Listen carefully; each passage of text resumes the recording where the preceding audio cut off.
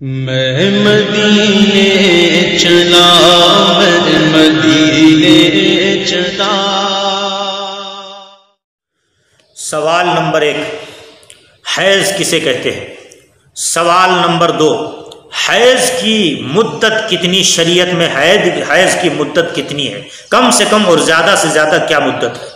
سوال نمبر 3، اگر کسی کو 10 دن سے زیادہ خون آئے تو کتنے دن اس کے حیض کے مانے جائیں گے اور کتنے دن اس کے حیض کے نہیں مانے جائیں گے؟ سوال نمبر 4، حیض آنے کی عمر کیا ہے؟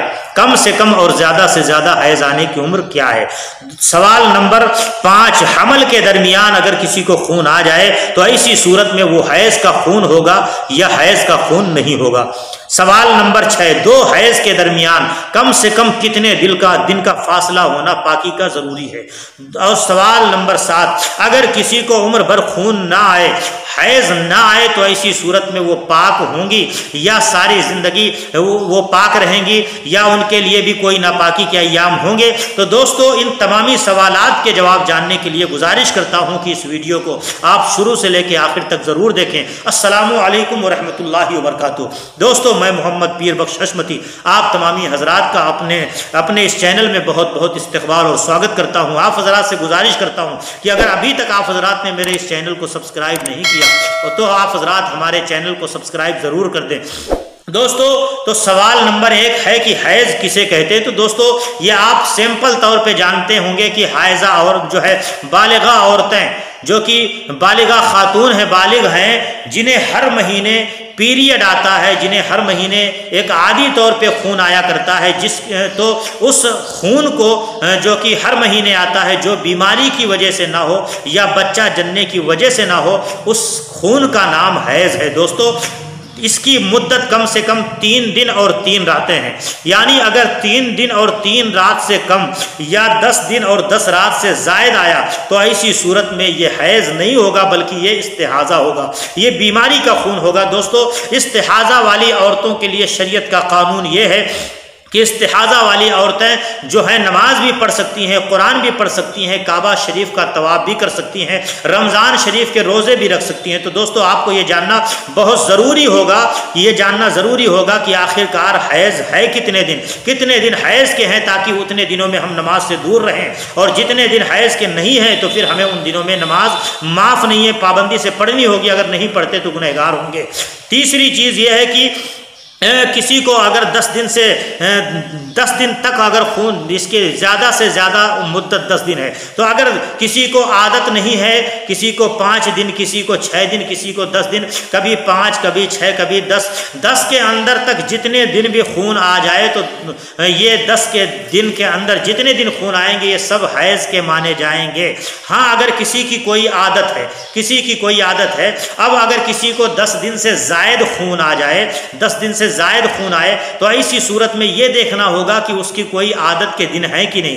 مثال کے طور پہ کوئی مسلم خاتون ہے جنہیں 5 دن، ہر مہینے 5 دن ہی حیض کا خون آتا ہے، یا 6 دن آتا ہے یا 7 دن آتا ہے، مگر 6 دن یا 5 دن 7 دن والی عادت والی عورتوں کو، خواتین کو اگر کسی مہینے میں 12 دن آ گیا، 11 دن آ گیا، 13 دن آ گیا تو ایسی صورت میں اس کے لیے جتنے دن عادت کے تھے اتنے دن حیض کے مانے جائیں گے، اور جتنے دن ان عادت کے دن سے اسٹرا ہو جائیں گے وہ تمام کے تمام دن استحاضہ یعنی بیماری کے مانے جائیں گے۔ اگزامپل کے طور پہ اگر کسی خواتین کی جو ہے عادت ہے 5 دن کی، ہر مہینے 5 دن حیض آنے کی عادت ہے، اب اگر کسی کو کسی مہینے میں 12 دن آ گئے تو پھر ان کے لیے 5 دن صرف حیض کے مانے جائیں گے، اور جو 7 دن اس کے اسٹرا ہو گئے یہ سب استحاضہ کے ہوں گے، بیماری کے ہوں گے۔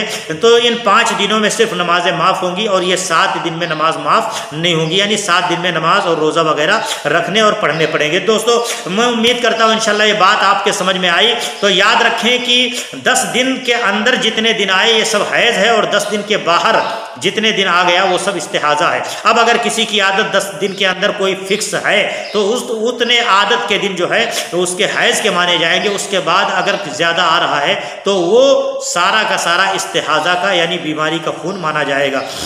चौथी चीज़ जो आपने देखा कि हैज़ आने की उम्र क्या है, तो दोस्तों हैज़ आने की कम से कम उम्र जो शरीयत ने मुकर्रर की है तकरीबन 9 साल की उम्र, और ज़्यादा से ज़्यादा हैज़ की मुद्दत 55 साल है। लिहाजा 9 साल के पहले या 55 साल के बाद अगर खून आ रहा है तो ये इस्तिहाज़ा का होगा, बीमारी का होगा, ये हैज़ का नहीं हो सकता। तो दोस्तों याद रखें कि ये उम्र है। और पाँचवा सवाल ये है कि हमल के दरमियान अगर किसी औरत को खून आ जाए तो फिर वो हैज़ का होगा या हैज़ का नहीं होगा। तो याद रखें हमल की हालत में जब खून अगर आ जाए तो ऐसी सूरत में ये हैज़ का नहीं हो सकता है, बल्कि ये बीमारी की वजह से हो सकता है, क्योंकि जब हमल ठहर जाता है तो ये हैज़ का खून जो है बच्चे की तरफ डिवाइड होता है, जिससे बच्चों का जिस्म नशोनुमा होता है, बच्चों का जिस्म बनता है। तो दोस्तों मालूम ये हो गया कि इन ज़माने में अगर खून आ जाए तो वो हैज़ का नहीं बल्कि वो बीमारी का खून हो सकता है। छठा नंबर सवाल यह है कि 2 हैज़ के दरमियान कम से कम कितने दिन का फासला होना ज़रूरी है। तो 2 हैज़ों के दरमियान कम से कम पाकी का फासला, पाकी के दिन कम से कम 15 दिन का होना ज़रूरी है। अब अगर 15 दिन से कम में फिर से हैज़ आ गया तो ऐसी सूरत में ये बीमारी है, ये इस्तिहाज़ा का खून है, ये हैज़ का खून नहीं हो सकता है।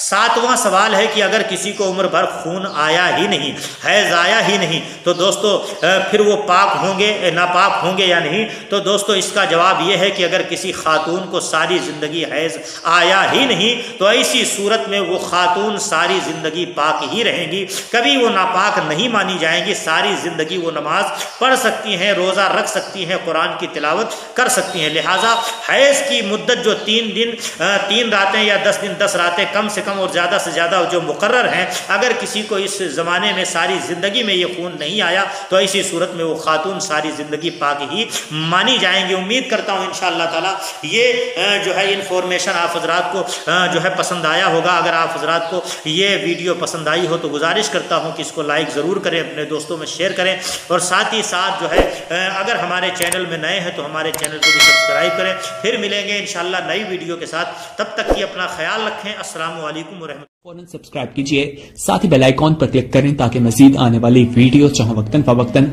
आपके लिए इस चैनल पर अपलोड करते हैं वो आपको वक्त पर मिलती रहे और आप उनसे मुस्तफीद होते रहें। अगली वीडियो तक हमें दीजिए इजाजत, अपना ख्याल रखिएगा। अल्लाह हाफिज।